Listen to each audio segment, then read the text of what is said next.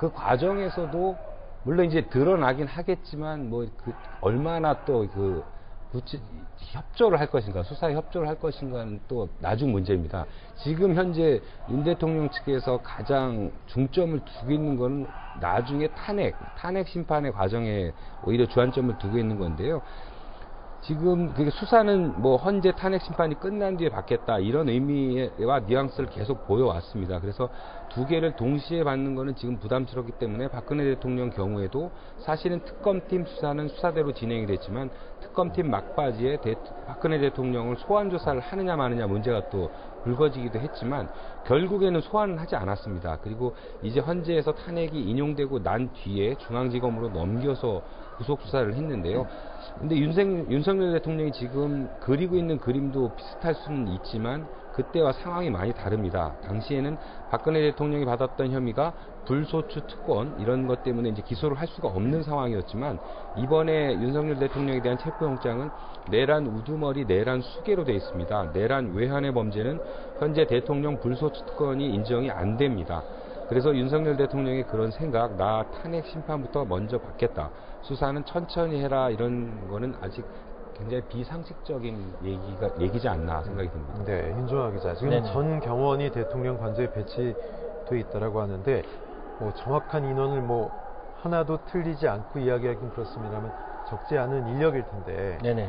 공수처 직원 또 체포에 투입된 사람들 또 경찰력까지 동원해서 상당히 큰 인원들이 충돌할 가능성에 대해서 좀 걱정이 되는데 어떻게 보십니까? 양측이 지금 전혀 물릴 기미가 없어 보이는데요.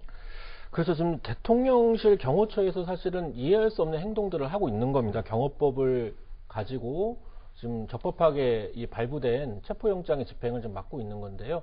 그럼에도 이제 그 공수처 입장에서는 최대한 예의를 지키겠다 이런 입장으로 지금 어떻게 보면 굉장히 자제를 하면서 체포영장 좀 집행을 좀 하고 있는 겁니다. 그럼에도 속도는 사실 그렇게 또 느리다고 볼 수는 없습니다. 대통령실에 이 3중 경호가 있는데요. 지금 3중 경호 중에 1선, 2선은 뚫고 마지막 지금 관저로 온 거거든요. 그리고 그 관저에서 이 대통령실 경호처장, 박종중 처장이죠. 처장과 이 영장 집행에 관련해서 서로 뭐 협의를 하고 있다는데 사실 협의사항은 아닌데. 그렇죠. 그럼에도 박종준 경호처장이 경호법을 들고 얘기를 할 때 공수처에서는 이 경호법으로 이게 적용 대상이 아니고 적법하게 반드시 체포영장 집행해야 된다. 현재로서는 그렇게 어떻게 보면 말로써 그러니까 물리력 행사는 현재 자제하면서 좀 하고 있는데요. 그럼에도 오늘은 반드시 오늘 안으로 체포영장을 집행하겠다는 공수처의 이 입장이 의지가 강력하기 때문에 마지막 순간에는 결국에는 물리력 사용도 배제할 수 없는 부분이고요. 특히 윤석열 대통령의 경우에는 좀 헌법재판소에 탄핵 심판이 지금 진행이 되고 있는데요. 거기에 맞물려서 이 내란죄에 관련된 기소나 이 수사가 좀 예정되어 있습니다. 오늘도 검찰 특수본이 당시 계엄사령관이었던 박안수 육군 참모총장, 네. 또 국회에 군을 투입한 곽종근 특전사령관을 구속 기소했거든요. 이 검찰 수사 과정에서도 12.3 계엄이 내란의 성격이 짙고 이 내란의 수괴, 우두머리는 대통령 윤석열이었다는 것을 지금 다 지목을 하고 있습니다. 곽종근 특전사령관의 이 관련한 이제 검찰 조사에서도 보면 그 당시 이제 국회 투입된 지휘관들한테 박종근 특전사령관 이렇게 지시를 했다는 거예요. 대통령님 지시다. 문짝을 도끼로 부수고서라도 안으로 들어가서 다 끄집어내라. 이렇게 여러 차례 지시를 했다는 겁니다. 모든 것들이 내란 수괴를 대통령 윤석열로 지목을 하고 있기 때문에 경호처에서 경호법이라는 어떻게 보면 헌법을 위반한 대통령을 보호하기 위해서 하위법령을 제시하는 것이 합리적이냐.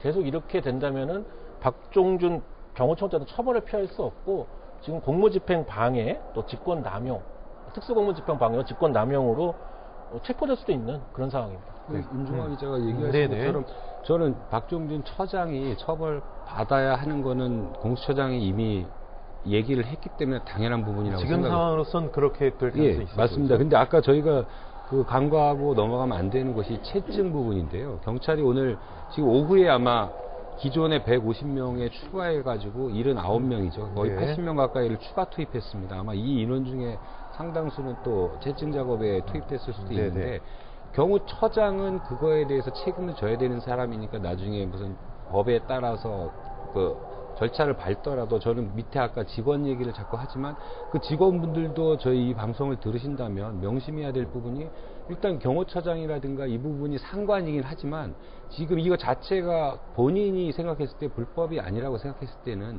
이런 부분도 항명까지는 아니더라도 구체적으로 얘기를 해서 무조건 명령을 했다고 따를 생각만 하지 말고 오늘 채증이 아마 그 직원들이 다 들어갔을 겁니다. 아까 저희 지금 이 화면 전에 오전에 이제 네네. 그 여러 가지 현장 영상이 나왔는데 그 영상에 보면 그 철문을 비롯해 가지고 미니버스 앞에 있던 그 직원들을 보면 한눈에 보기에도 이렇게 굉장히 좀 젊은 분들이 많았습니다. 계속 또 예. 핸드폰으로 동영상 찍고 있거든요. 네, 맞습니다. 계속 찍고 있었고, 그 다음에 제가 뭐 그 현장 상황을 그림으로만 보면서 판단하는 거는 예단하기는 힘들긴 하지만 약간 좀 우왕좌왕한다는 생각을 많이 했는데요. 지금 예. 왼쪽 화면을 보면은 대통령 관저에서 체포가 무산되어서 철수를 하는 것으로 보입니다. 일단은 네. 좀 공수처 직원들이 뭐 정확하게는 확인이 필요합니다만 대통령이 저기 포함되어 있는 것 같지는 않아 보이고요.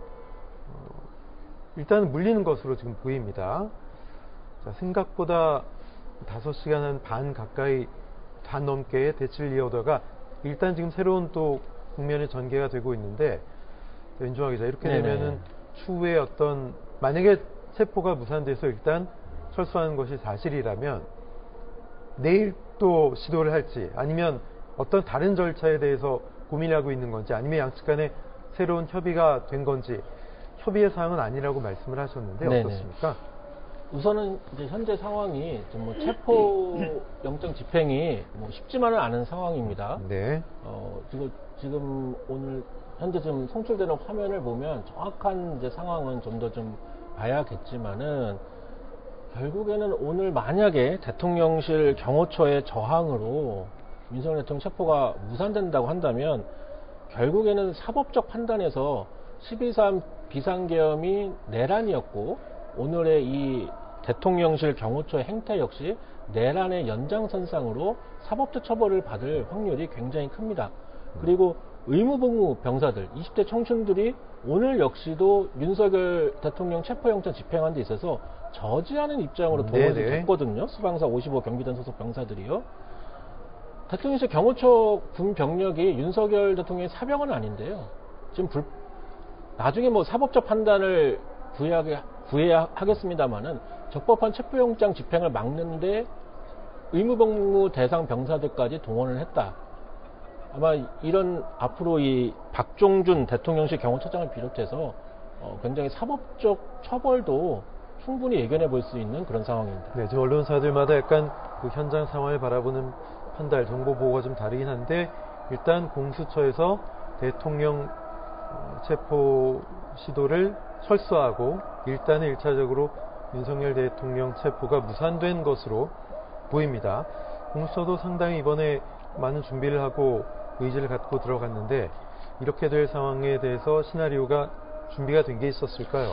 지금 아마 일부 언론에서는 이제 전체 인원은 아닌 것 같고 네네. 뭐 경찰 일부 인력이라고 한 거 보면 아마 또 남아있는 인력들도 있을 것 같은데 아까 그 공수처에서 나온 걸 보면은 백브리핑을 오후에 하겠다라는 게 또 이걸 염두에 두고 했을 수도 있을 것 같고요. 그러니까 이걸 또 무작정 뭐 기다리고 하는 것도 뭐 정해진 시간을 아마 공수처는 나름대로 정했을 것 같습니다. 근데 이제 이거를 어쨌든 강하게 예의는 갖추되 엄정한 법 집행을 한다고 했고 엄정한 법 집행을 했는데 이 대통령 측에서 받아들이지 않았다는 부분을 또 이게 어떻게 보면 이게 어필하는 부분이 아닐까 이런 생각도 듭니다. 이게 완전히 철수인지 완전히 체포 무산인지 아니면 일시적으로 무슨 브리핑이나 다른 부분 다음 스텝을 위해서 지금 한 10대 명 정도 돼 네, 보이는 맞습니다. 그런 인원들이 일단 관저에서 내려왔거든요. 그렇죠. 지금 공수처를 포함한 이제 공지수사본부에서 방금 공지를 네네. 했는데요. 1시 30분쯤에 이 현장 인원들 안전이 우려되어서 체포영장 집행을 중지했다.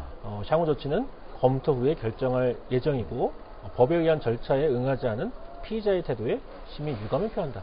이런 좀 발표를 좀 했습니다. 공식적으로 발표가 나왔군요. 공수처에서 일단 안전을 위해서 뭔가 물리적인 충돌이 우려가 될 수 있는 상황이었다. 이게 그렇지 않으면 체포가 불가능하다고 판단했기 때문에 물리적 충돌만은 피하기 위해서 저런 결정을 한 게 아닌가. 하지만 이 사태의 책임은 분명히 피의자 측에 있다. 이걸 적시를 했네요, 지금. 네, 맞습니다. 네. 어쨌든 체포영장 집행은 이제 중지하기로 한 것 같은데요.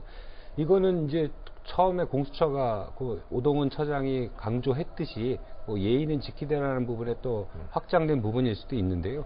일단은 최선을 다해서 엄정한 법 집행을 했다라는 부분, 이 부분 오늘 아마 첫째 날이기 때문에 오늘 다 안 될 거라는 부분도 저는 일부 포함이 됐을 거라고 생각을 하는데 지금 현재 상황은 이렇고 이제 아마 오후 3시쯤에 또 오늘 민주노총이 현장에서 집회가 있는데 현장 분위기는 조금 더 약간 더 격해지지 않을까라는 생각도 듭니다. 네.